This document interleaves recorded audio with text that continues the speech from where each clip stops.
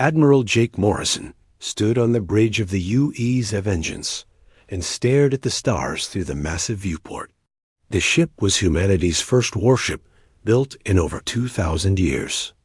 It felt strange under his feet. Everything about it was wrong according to what humans had become. The metal walls were thick and gray instead of the bright white of civilian vessels. The air smelled of oil and weapon coolant instead of the recycled atmosphere of farming ships. The bridge crew wore dark uniforms instead of the colorful clothes that humans had worn for centuries. Jake touched the command console and felt its cold surface. His grandfather had told him stories about ships like this. Ships that carried death across the galaxy. Ships that made other species fear the sight of human flags. But those days were supposed to be over. Humanity had chosen peace 2,500 years ago. They had become the galaxy's farmers and doctors and teachers. They had built hospitals instead of battleships. They had grown food instead of growing armies. Captain Amy Rodriguez walked up to him with a datapad in her hands. Her face was pale, and her eyes were red from crying. She had been reading reports from the outer colonies all morning. The news was getting worse every hour. The Galactic Concordat was not keeping peace like they claimed. They were doing something much darker. "Admiral, we have another transmission from the Kepler sector," Amy said in a quiet voice. "The Corvani home world has gone silent. It makes 17 colony worlds in the past month." Jake took the datapad and read the report. The Corvani were a peaceful species that lived on small farming worlds near the galaxy's edge. They were gentle people who spent their lives growing crystal flowers and writing poetry. They had never hurt anyone. They had no armies and no weapons. They should have been safe under Concordat protection. What was the last message from their world? Jake asked. Amy pressed a button on the datapad. A holographic image appeared above the console. It showed a Corvani female with blue skin and silver eyes. She was speaking in their musical language, but the translator made her words clear to human ears. "The sky ships have come," the Corvani woman said. "They wear the symbols of the Concordat, but they do not come in peace. They say we have been infected by human ideas. They say we must be cleansed. They are taking our children to the big ships. Please, if anyone can hear this, remember that we existed. Remember that we loved beauty and peace. Remember that we did not deserve this." The message ended.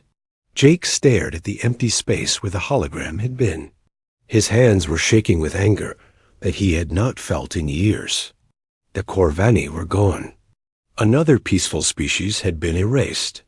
From the galaxy. Dr. Lisa Bennett, Earth's Prime Minister, appeared on the main screen.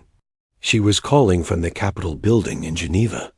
Her silver hair was messy, and her face looked tired. She had been in emergency meetings with the Earth Council for 3 days straight. "Jake, I know what you're thinking," Lisa said. "I can see it in your eyes. But we cannot go back to what we were. Violence is not the answer. It never was. Then what is the answer?" Jake asked. "How many species have to die while we grow vegetables and write poems? The Concordat is committing genocide, and we're doing nothing to stop it." Lisa was quiet for a moment. She looked at something off screen and then back at Jake. "The Concordat has kept peace in the galaxy for over 2,000 years. There must be a reason for what they're doing. Maybe the colony worlds were actually dangerous. Maybe they were planning to rebel. The Corvani couldn't rebel if they wanted." Amy said. "They don't even have spaceships that can leave their solar system. They're farmers and artists. What threat could they possibly be?" Jake turned away from the screen and walked to the tactical station. Lieutenant Commander Peter Hayes was working at the weapons console. The young officer had spent months learning how to operate systems that humanity had not used in centuries. Every weapon on the ship was based on ancient human designs that had been stored in sealed archives. "Peter, show me the weapon status," Jake said. Peter's fingers moved across the control panel. The main screen filled with data about missile tubes and energy cannons and defensive shields. Everything was working perfectly. The ship was ready for battle. It was ready to do what human ships had once done better than any other species in the galaxy. "All weapons are online, Admiral," Peter said. "But, sir, we don't have any targets. Earth Command has not authorized any military action." Jake looked at the weapon readouts. Each number represented the power to destroy enemy ships, to protect the innocent, to stop the Concordat from murdering more peaceful species. But Earth's government still believed in diplomacy. They still thought that talking could solve every problem. The communication panel beeped with an incoming message. Dr. Helen Foster, the ship's historian, had been working in the archive section all day. She was one of the few humans who remembered how to access the old military records. Most of those files had been sealed for so long that people had forgotten they existed. "Admiral, you need to see this," Helen said over the intercom. "I found something in the classified archives. Something about the Concordat's real history." Jake walked to the archives section with Amy, following behind him. Helen was standing in front of a massive holographic display. Ancient documents and star charts floated in the air around her. The information was thousands of years old, but it told a story that made Jake's blood run cold. "The Concordat didn't create peace in the galaxy," Helen said. "They created the appearance of peace by eliminating everyone who disagreed with them. Look at this." She pointed to a star chart that showed the galaxy as it was 3,000 years ago. Hundreds of species were marked with different colored symbols. Each color represented a different type of civilization. There were warriors, and traders, and scientists, and artists. "Now look at this," Helen said. She changed the display to show the current galaxy. Most of the colored symbols were gone. Only a few dozen species remained, and they were all marked with the same gray symbol. "What does gray mean?" Amy asked. "Client species," Helen said. "Civilizations that serve the Concordat without question. Everyone else has been labeled as extinct or relocated." Jake stared at the star chart. The truth was finally clear. The Concordat had not brought peace to the galaxy. They had brought silence. They had eliminated every species that might challenge their control. And now they were coming for the remaining free worlds. "The Corvani weren't the first," Jake said quietly, "and they won't be the last." The bridge alarm started ringing. Amy ran to the communication station and listened to an incoming message. Her face went white as she heard the words. "Admiral, it's from New Geneva Colony," she said. "They're under attack." Jake ran back to the bridge with Helen and Amy behind him.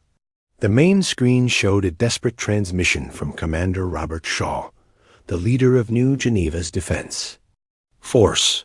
The man was broadcasting from a burning building while explosions went off in the background. "This is New Geneva Colony calling any human ships in the area," Robert said. "We are under attack by Concordat forces. They came without warning. They're not taking prisoners. They're killing everyone, including the children. They say we're contaminated by dangerous ideas. They say humanity has to be stopped before we infect other species with our violence."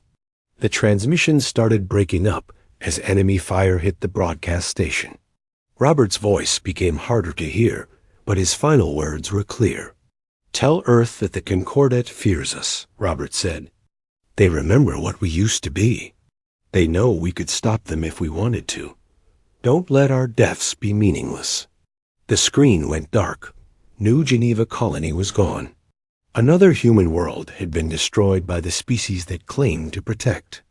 Peace in the galaxy. Jake stood in the center of the bridge and looked at his crew. They were all staring at him with the same expression. For 2,500 years, Humanity had chosen to be weak. They had believed that violence was evil and that peace was always better than war. But sometimes evil could only be stopped by force. Sometimes peace had to be fought for. "Amy, send a message to Earth Command," Jake said. "Tell them that the Use Vengeance is going to New Geneva to investigate the attack." "Sir, Earth Command will order us to return to base," Amy said. "They won't authorize military action." Jake walked to the captain's chair and sat down. It felt right under him for the first time since the ship had been built. He was finally doing what humans were meant to do. He was finally remembering what his species had once been. "Ben will apologize to them later," Jake said. "Set course for New Geneva. Maximum speed." The stars began to move as the ship turned toward the outer colonies. For the first time in over 2,000 years, a human warship was going to battle. The galaxy was about to remember why they had once feared. The sight of human flags. President Karen Walsh stood at the podium in the United Earth Assembly Hall in Geneva. The massive room was filled with representatives from every human world and colony. Behind her, the great windows showed the peaceful Swiss mountains covered in snow. It was a beautiful day on Earth, but Karen knew that darkness was spreading across the galaxy. She looked out at the faces of the assembled delegates. Some looked worried. Others looked angry. Many looked confused.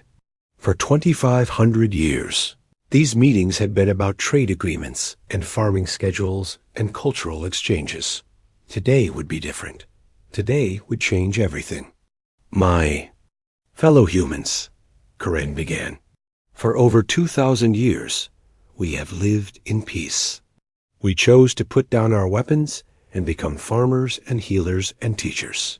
We believed that violence was our greatest weakness and that peace was always the better path." The assembly hall was completely quiet. Everyone knew that something important was about to happen. They could feel the weight of history in the air. "We were wrong," Karen said. "Peace without justice is not peace at all. It is only the silence of the oppressed. The Galactic Concordat has been lying to us. They have been lying to everyone. While we grew food and built hospitals, they have been committing genocide against peaceful species across the galaxy." A murmur went through the crowd. Representative Linda Hayes from the Mars colonies stood up. "Madam President, these are serious accusations.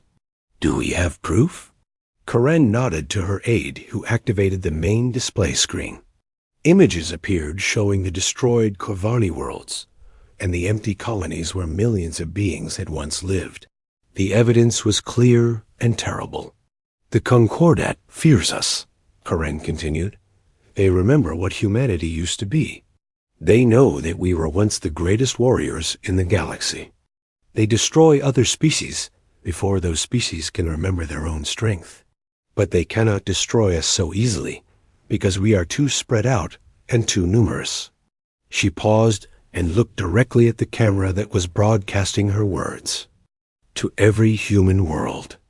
Therefore, as President of the United Earth Government and speaking for all human colonies, I hereby declare that a state of war exists between humanity and the Galactic Concordat. We will not be silent while innocents are murdered. We will not stand by while peaceful species are erased from existence." The assembly hall erupted in noise.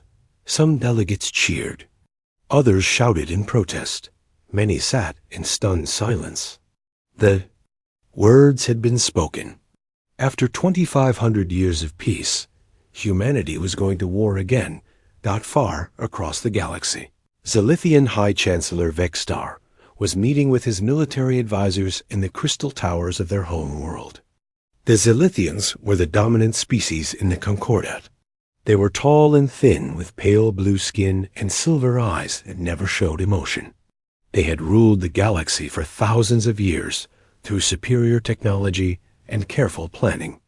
"The humans have made their declaration," General Kethral reported. "They claim we are committing genocide. Vexstar made a sound that might have been laughter if Silithians were capable of such emotions. The humans speak of genocide while they once burned entire star systems.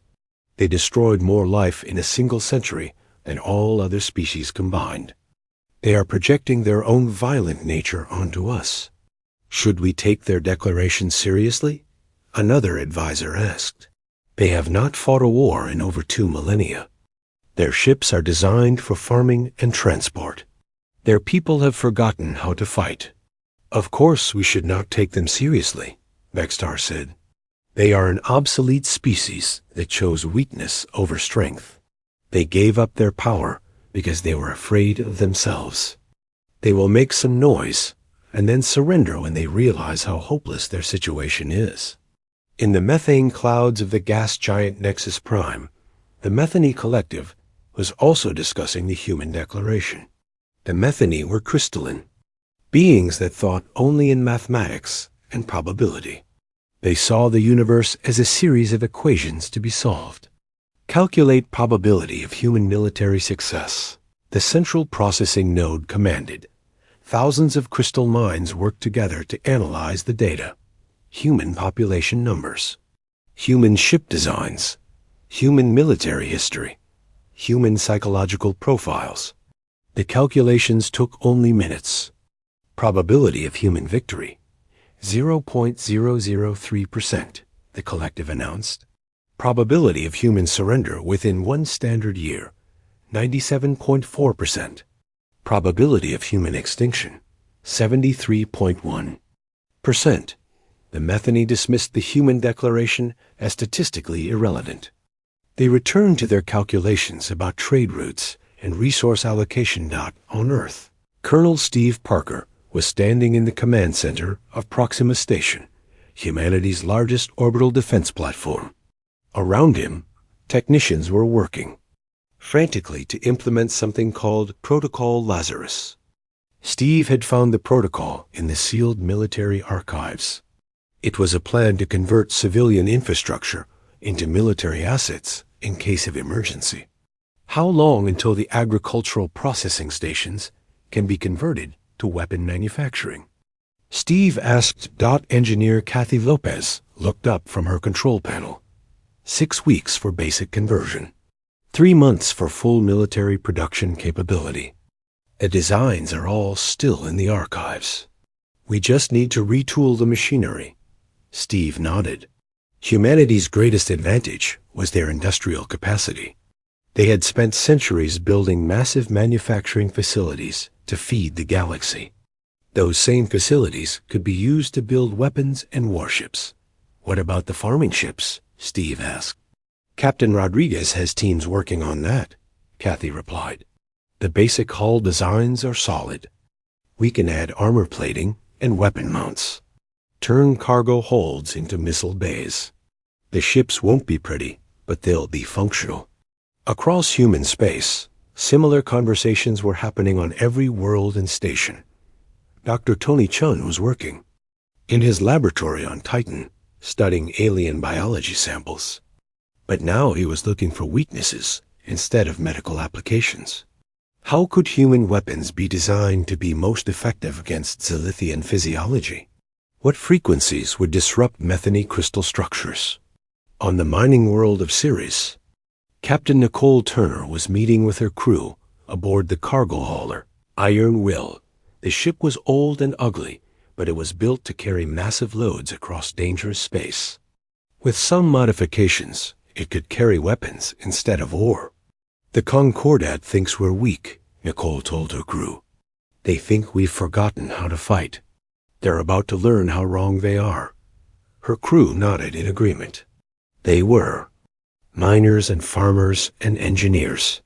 But their grandparents had told them stories about the old days, when humans ruled the space lanes through superior tactics and pure determination. Those stories were about to become reality again. Back on Earth, General Patricia Stone was standing in the depths of the Strategic Warfare Archives. The massive underground facility had been sealed for over 2,000 years. The air still smelled of old electronics and preserved documents.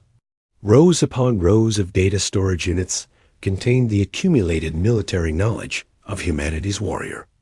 Past. Begin full archive extraction, Patricia ordered. I want every tactical manual, every ship design, every strategic analysis uploaded to the military network. Our people need to remember how to fight. The process would take weeks, but it had already begun. Ancient human battle tactics were flowing into modern computers. Ship designs that had once terrorized the galaxy were being studied by engineers who had only known peace. The art of war was awakening in human minds. Like a sleeping giant, opening its eyes, Dr. Sandra Williams was monitoring alien communication, channels from her station aboard the intelligence ship Whisper. She was listening to concordat military frequencies and civilian broadcasts. The alien reactions to humanity's declaration were exactly what they had expected. They're not taking us seriously, Sandra reported to Earth Command. The Silithians are calling it a tantrum. The Methani have calculated our chances of success at near zero. The Nephilim are ignoring us completely. Good, came the reply from General Stone. Let them underestimate us. Let them think we're still the same peaceful farmers they've known for centuries. They're about to learn that some things never change about humanity. The first sign that the galaxy had misjudged humanity came from the Outer Rim territories. A Zilithian patrol squadron was escorting a convoy of refugee ships to what they called protective custody. The refugees were from several different species whose worlds had recently gone silent. They were being taken to processing centers where they would be evaluated for cultural contamination. Captain Nicole, Turner's iron will dropped out of hyperspace directly in front of the Zilithian convoy. The patrol commander immediately sent a communication demanding that the human ship move aside. This is Captain Turner of the United Earth vessel Iron Will, Nicole responded. You are hereby ordered to release those refugee ships and withdraw. From this system, the Zilithian commander was confused. A single human cargo ship was challenging a military squadron. It was impossible. Humans did not behave this way anymore. Human vessel, you will stand down immediately or face destruction. The Zilithian commander said, Your species is no longer capable of military action. Nicole smiled as she gave the order to fire. The Battle of Kepler Prime began at dawn when the Zilithian war fleet dropped out of hyperspace like a storm of silver death. 200 ships filled the darkness above the human agricultural world. Their hulls gleamed with polished metal and energy shields that sparkled like stars. Each ship was a masterpiece of alien engineering designed to inspire fear and guarantee victory. Commander Frank Davis watched them arrive from the bridge of his converted grain freighter Harvest Moon. Around him, 29 other human ships waited in the shadow of Kepler Prime's largest moon. The ships looked nothing like proper warships. They were farming vessels and cargo haulers and mining equipment that had been hastily fitted with weapons and armor plating. Frank's own ship still smelled like wheat and fertilizer despite the missile launchers that had been welded to its hull. They think we're going to surrender, Lieutenant Kelly Martinez said from the weapons station. She was young and had never been in a real battle, but her hands were steady on the firing controls. Look how they're arranged. That's a parade formation, not a battle formation. Frank studied the enemy fleet through his tactical display. Kelly was right. The Zilithians were approaching in neat rows, like they were coming to accept a formal surrender. Their shields were at minimum power. Their weapons were not even charged. They expected the humans to give up without a fight, just like every other species had done for the past 1,000 years. All ships, this is Commander Davis. Frank broadcast on the secure human frequency. Remember what we practiced. Hit and run. Use the asteroids. Make them chase us through the debris fields. Don't try to fight them head to head. The Zilithian fleet commander sent a communication to the human ships. His voice was cold and mechanical through the universal translator. "Human vessels, you will power down your weapons and prepare to be boarded. Your world has been designated for protective custody due to evidence of cultural contamination. Resistance is futile." Frank smiled as he opened a return channel. "This is Commander Davis of the Kepler Prime Defense Force. You are ordered to withdraw from this system immediately. This world is under the protection of the United Earth Government." There was a long pause before the Zilithian commander responded. When he spoke again, his voice carried a tone of disbelief. "Human commander, you have 30 civilian ships against 200 military vessels. Your resistance will accomplish nothing except unnecessary death." "Maybe," Frank said, "but we're going to find out." He cut the communication and gave the order to attack. The human ships scattered like insects disturbed from their nest. They did not charge directly at the enemy fleet like traditional warships would have done. Instead, they fled toward the asteroid belt that surrounded Kepler Prime's outer moon. The Zilithians followed exactly as Frank had hoped they would. Their ships were fast and powerful, but they were also predictable. They maintained their neat formations, even while pursuing scattered human vessels. They fired their weapons in coordinated volleys instead of adapting to the chaotic nature of the battle. Captain Roy Fisher led the first human strike from his mining ship Rockbreaker. The vessel had been designed to crack apart asteroids for mineral extraction. Roy had realized that the same equipment could be used to crack apart enemy ships. He waited until a squadron of Zilithian fighters passed close to a large asteroid, and then used his industrial cutting laser to slice the rock in half. The explosion sent chunks of stone flying in all directions at tremendous speed. 3 Zilithian ships were destroyed instantly when house-sized rocks punched through their hulls. 2 more were disabled when smaller debris knocked out their engine systems. The remaining fighters scattered in confusion.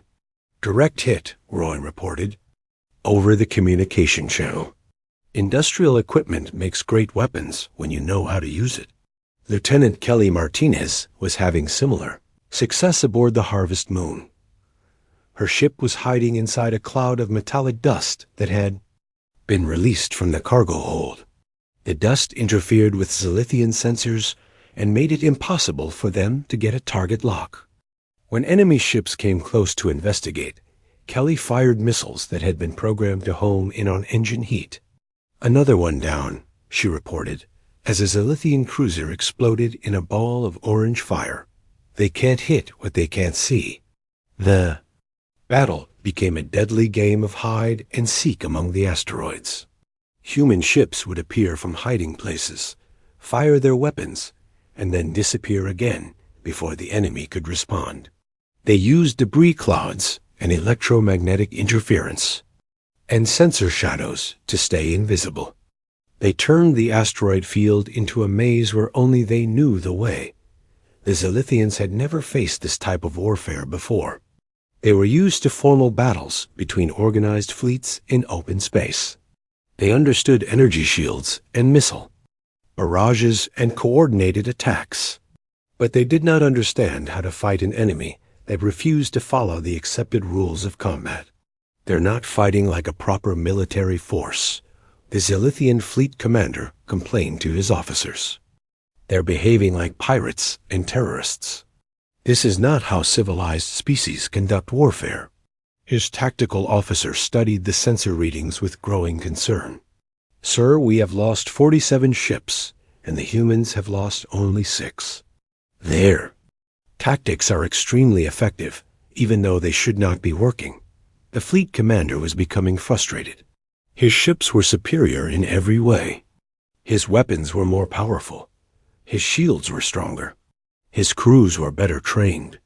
By all logical analysis, the human fleet should have been destroyed within the first hour of battle. But the humans were not fighting logically. They were fighting creatively. They were using every advantage they could find and inventing new advantages when none existed. They turned their weaknesses into strengths and their improvised weapons into instruments of precision destruction. The turning point of the battle came when Captain Susan Blake led her cargo ship Deep Space between two Zilithian battleships that were trying to trap a group of human miners. The enemy ships were firing their main guns in overlapping patterns that should have made escape impossible. Instead of trying to dodge the weapon's fire, Susan flew directly toward one of the battleships. The Zilithians assumed she was attempting a suicide attack and concentrated their fire on her ship. But at the last moment, Susan ejected her entire cargo hold. The cargo hold was filled with refined uranium that had been destined for the colonies. Power reactors. When the Zilithian weapons hit the floating uranium, it created a nuclear explosion that disabled both enemy battleships and cleared a path for the trapped human ships to escape. Cargo can be a weapon if you're creative enough, Susan reported as she flew her damaged ship toward the safety of the asteroid field. Dr. Sandra Williams was monitoring the battle from her intelligence ship Whisper, positioned at the edge of the system. She was recording alien communications and analyzing their tactical responses. What she heard made her realize that humanity was winning more than just a battle. The enemy crews are experiencing something they've never felt before, Sandra reported to Earth Command. They're afraid. Their communications are full of panic and confusion. They don't understand how they can be losing to what they consider a primitive species. The fear was spreading through the Zilithian fleet like a virus. Ship commanders were making mistakes they would never have made under normal circumstances. They were breaking formation to chase individual human ships. They were firing at shadows and asteroids. They were running into each other in their eagerness to escape human ambushes. By the end of the day, the Battle of HFY was over. The Zilithian fleet was in full retreat, with less than half their original ships still functional. The human Defense Force had lost 12 vessels, but they had proven something that shocked the entire galaxy. Humanity remembered how to fight. All ships, this is Commander Davis. Frank broadcast as the last Zilithian ship disappeared into hyperspace. Well done, everyone. Send a message to Earth Command. Tell them that HFY is still free. Tell them that we won. The celebration was brief because everyone knew this was only the beginning. The Concordat would not accept defeat easily. They would send more ships and better weapons. But they would also send fear and uncertainty because they had learned something important about humanity. Humans did not fight like other species. They did not follow the accepted rules of warfare. They were unpredictable and creative and absolutely ruthless when protecting what they loved. The galaxy had forgotten these truths during the long centuries of peace. Now they would remember. News of the victory at HFY spread across the galaxy faster than light itself. Alien communication. Networks carried the impossible story to every world and station. The peaceful humans had defeated a Concordat war fleet. The farmers and miners had outfought professional soldiers. On enslaved worlds throughout Concordat space, oppressed species began to whisper about the humans who had remembered how to fight. In hidden bases and refugee camps, resistance movements started planning operations they had never dared to attempt before. The galaxy was about to change in ways that no one could predict. And it all started with 30 converted cargo ships and a handful of humans who refused to surrender. The Galactic Concordat's response to the defeat at HFY was swift and terrible. High Chancellor Vextar stood in the Crystal Command Center of the Zilithian home world and stared at the massive holographic display showing troop movements across the galaxy. 3,000 ships were converging on human space from every direction. Zilithian battle cruisers, methane crystal destroyers, and the massive bioships of the Nephilim were all moving toward Earth and its colonies. This time there will be no survivors, Vextar declared to his assembled generals. The human aberration will be eliminated completely. Every world they have touched will be sterilized. Every ship they have built will be destroyed. Every trace of their violent culture will be erased from galactic history. The Armada was the largest military force assembled in over 1,000 years. It represented the combined might of every species that served the Concordat. The mathematics were simple and brutal. Humanity had perhaps a few hundred converted civilian ships. The Concordat had 3,000 purpose-built warships crewed by professional soldiers. But mathematics did not account for human ingenuity. Commander Diana Ross stood in the control center of Earth's orbital manufacturing station, Titan Works, and watched as the final components were loaded into the massive construction bay. For the past 3 months, her teams had been converting the station from civilian manufacturing to military production. The facility that had once built cargo ships and farming equipment was now producing something the galaxy had not seen in centuries. How many Phoenix platforms are ready? Diana asked her chief engineer, Carlos Martinez. Carlos checked his datapad. 12 are fully operational. Another 20 will be online within the week. Each platform has enough firepower to destroy a small fleet. The Phoenix platforms were Diana's masterpiece. They looked like ordinary space stations from the outside, but they were actually massive weapon systems disguised as civilian infrastructure. Hidden beneath their industrial exteriors were particle cannons and missile batteries, and electromagnetic warfare systems that could disable enemy ships from across an entire star system. The Concordat thinks we only have converted cargo ships, Diana said with a smile. They have no idea what we've really been building. On the mining world of Vesta, Captain Brandon Lee was meeting with representatives from species that the galaxy thought were extinct. The Corvani poet farmers had not all died when their worlds were attacked. Some had escaped in hidden ships and been living as refugees in the asteroid belts. The silicon-based architects had been pretending to be simple construction workers while secretly sabotaging Concordat infrastructure for decades. We have been waiting for someone to unite us, said Keller, a Corvani elder whose blue skin was marked with scars from Zilithian weapons. Our people are scattered across the galaxy, but we still exist. We still remember what the Concordat did to our children. Brandon nodded as he studied the holographic map that showed hidden bases and refugee camps throughout Concordat space. We can provide you with weapons and training, but this has to be your fight too.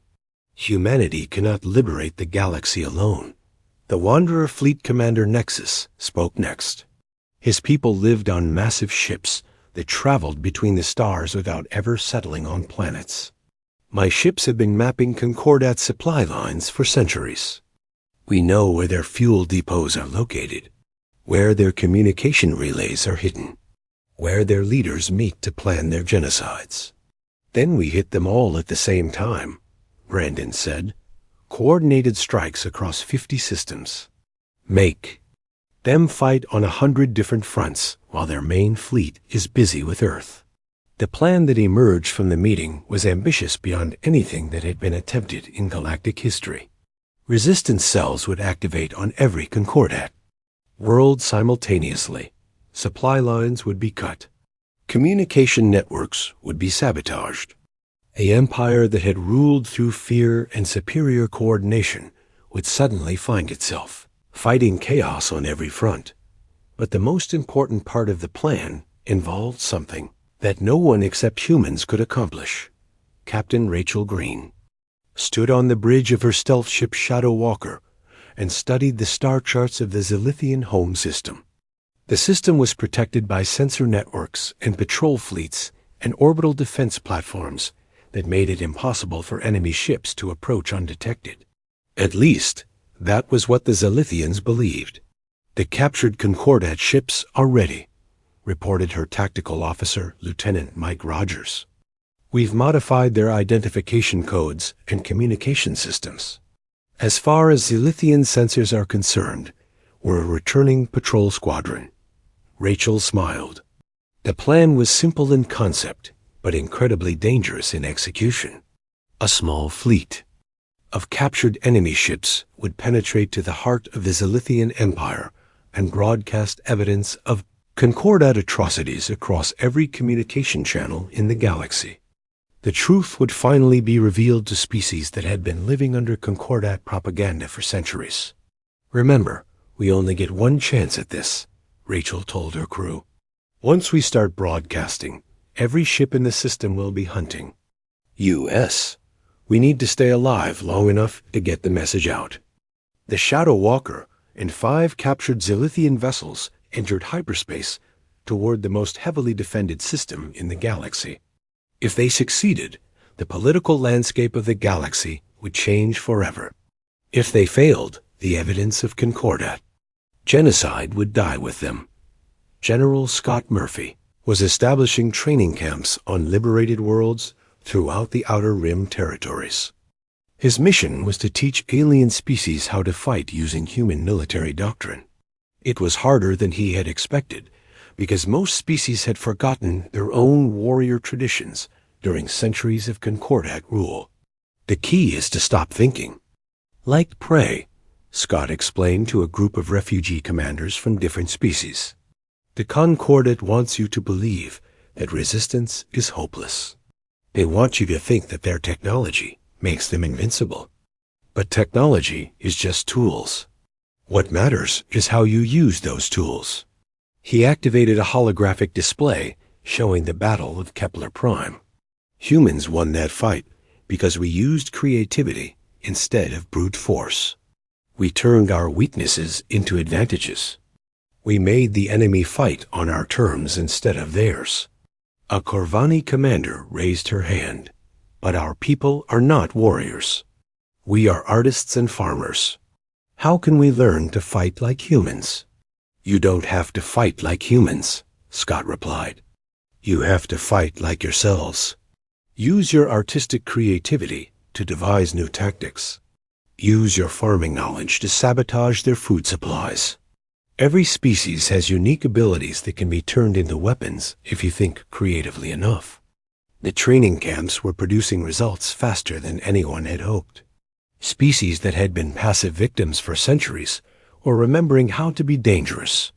The galaxy was rediscovering the warrior spirit that the Concordat had tried so hard to suppress.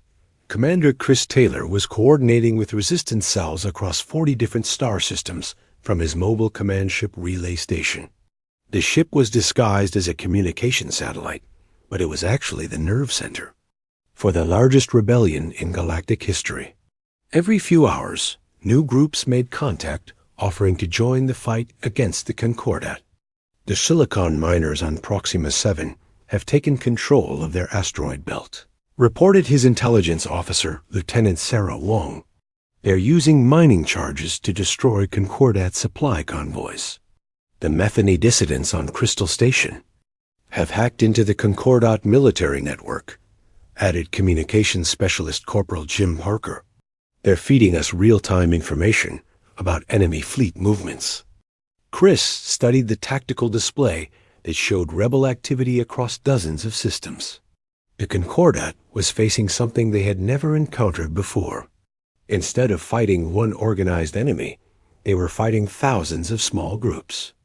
That struck without warning and disappeared before reinforcements could arrive. "How are the Concordat forces responding?" Chris asked. Sarah checked her reports. "They're pulling ships back from the outer territories to protect core worlds. Some of their commanders are requesting permission to use planet-killer weapons against rebel bases." "Good," Chris said. "That means they're getting desperate. Desperate enemies make mistakes." The rebellion was spreading faster than anyone could track. Every Concordat atrocity that was revealed motivated new groups to join the fight. Every successful rebel attack inspired others to believe that victory was possible.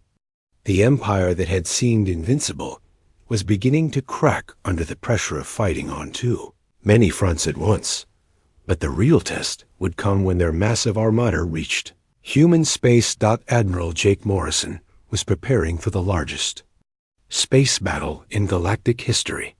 His fleet had grown from a single ship to over 500 vessels as human colonies contributed every available craft to the defense effort.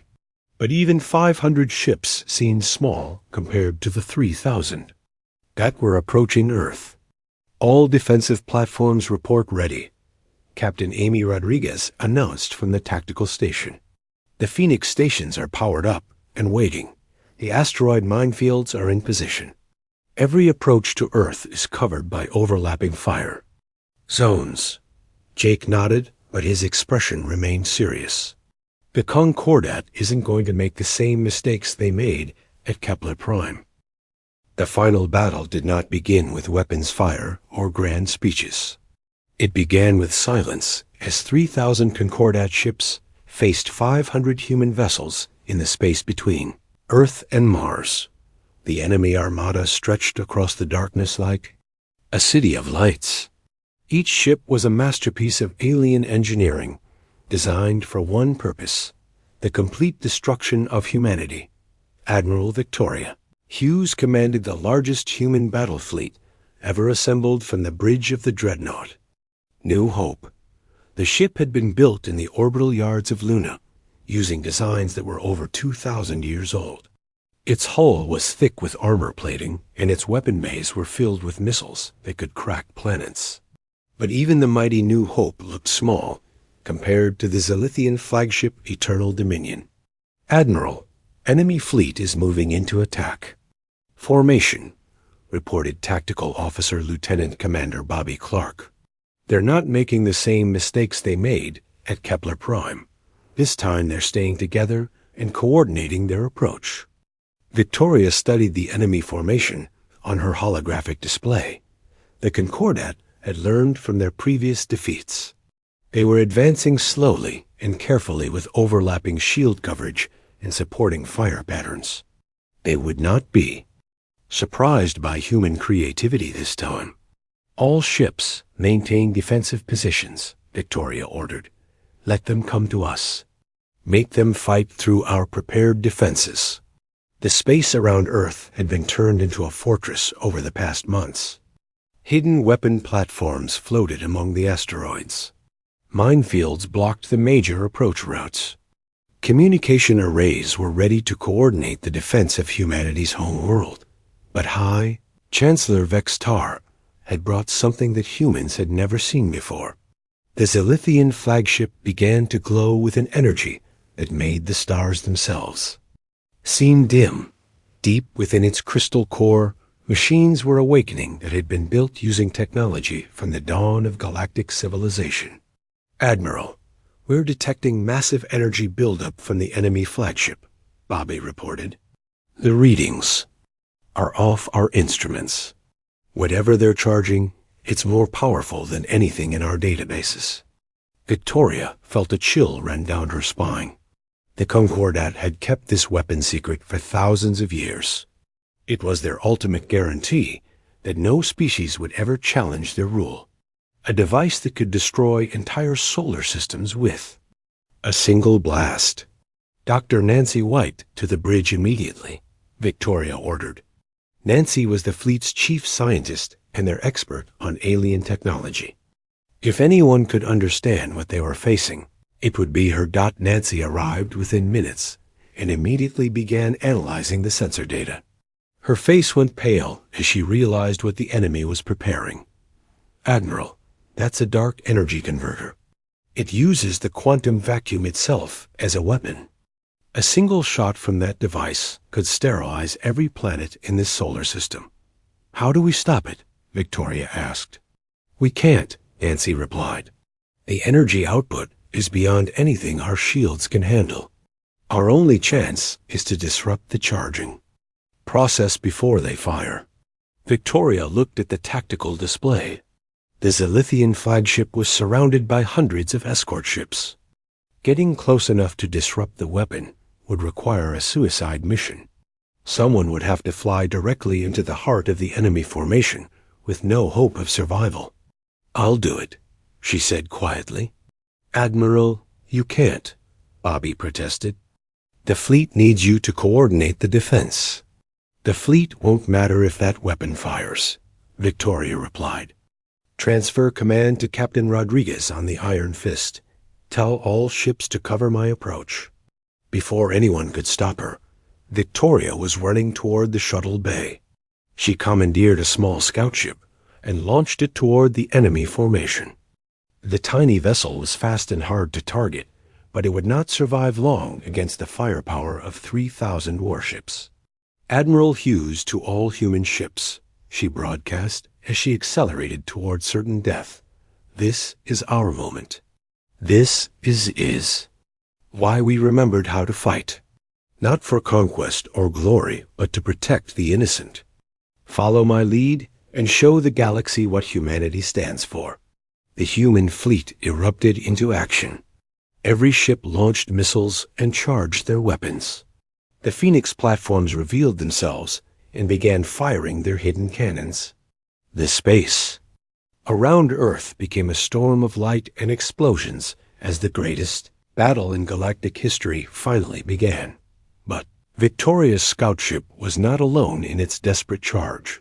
Dr. Nancy White had analyzed the weapon's design and discovered something that changed everything. The dark energy converter required a specific quantum frequency to function properly. If that frequency could be disrupted, the weapon would not just fail to fire. It would create a feedback pulse that would shut down similar technology across the galaxy. "Admiral, this is Dr. White." Nancy's voice came over the communication channel. "I'm transmitting the disruption frequency to your ship. You need to broadcast it directly into the weapon's core when you reach the flagship." Victoria smiled as she programmed the frequency into her ship's communication array. She would not just be destroying one weapon. She would be eliminating the technology that had kept the Concordat in power for thousands of years. But the journey to the enemy flagship was the longest minutes of Victoria's life. Zilithian fighters swarmed around her ship like angry insects. Energy beams and missile explosions lit up the darkness on all sides. Her scout ship's shields failed, and armor plating began to burn away under the constant bombardment. "Admiral, your ship is breaking apart," came Bobby's voice from the New Hope. "You need to eject now." "Negative," Victoria replied. "I'm almost there." The Zilithian flagship grew larger and larger until it filled her entire view screen. The dark energy weapon was fully charged and beginning to rotate toward Earth. In seconds it would fire, and the home world of humanity would become a lifeless rock floating in space. Victoria flew her dying ship directly into the weapon's charging chamber. As the scout ship's hull began to melt from the massive energy discharge, she activated the disruption frequency and broadcast it at maximum power. The effect was immediate and devastating. The dark energy converter began to vibrate violently as its quantum field became unstable. The weapon that was meant to destroy Earth instead turned its power inward. The Zilithian flagship was consumed by its own weapon in a flash of light that could be seen from the outer planets. But the destruction did not stop there. The feedback pulse that Nancy had predicted spread outward faster than light itself. Every Concordat ship that used similar energy technology began to suffer critical system failures. Weapons powered down. Shields collapsed. Engines stopped working. Within minutes, the massive enemy armada was helpless. 3,000 warships had become 3,000 floating targets. The human fleet moved in to accept their surrender. The battle was over, but the war was far from finished. Across the galaxy, the feedback pulse had shut down Concordat military technology on every world and station. Resistance movements that had been hiding for centuries emerged to reclaim their freedom. The empire that had ruled through superior technology suddenly found itself defenseless against angry populations that remembered what had been done to them. On the crystal world of the Zilithians, High Chancellor Vextar watched his empire crumble through the windows of his command center. Rebel forces were advancing through the capital city. His own people were rising against the government that had committed genocide in their name. "Sir, we're receiving surrender requests from commanders throughout the galaxy," his aide reported. "The military structure is collapsing. Local populations are taking control of their worlds." Vextar knew that his time was over. The Concordat had ruled through fear and superior technology. Without those advantages, they were just another species among many. Send a message to the human admiral. Tell her that the Galactic Concordat officially surrenders. President Larry. Thompson stood before the first meeting of the Free Worlds Alliance in the same assembly hall where humanity had declared war months earlier. Representatives from hundreds of species filled the chamber. Some were old races that had survived Concordat rule. Others were thought to be extinct until the rebellion revealed their hidden communities. "We gather not as conquerors and conquered," Larry said to the assembled delegates. "We gather as equals united by our shared commitment to freedom and justice. The galaxy has seen enough of empires and dominion. It is time for something new." The Free Worlds Charter was signed by every species present. It established principles that would govern galactic civilization for generations to come. No single species could dominate others. Every world had the right to govern itself. Peaceful species would be protected from those who sought to exploit them.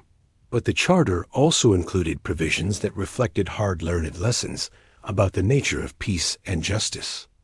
Military forces would be maintained to protect the innocent. Genocidal ideologies would not be tolerated. The galaxy would never again mistake silence for peace. Humanity returned to their preferred roles as farmers and healers and teachers. But now they also served as the galaxy's guardians. Human patrol ships traveled the space lanes, ensuring that freedom and justice were protected. The species that had once conquered through violence now protected through strength. Admiral Jake Morrison commanded the new galactic patrol from his flagship Eternal Vigilance.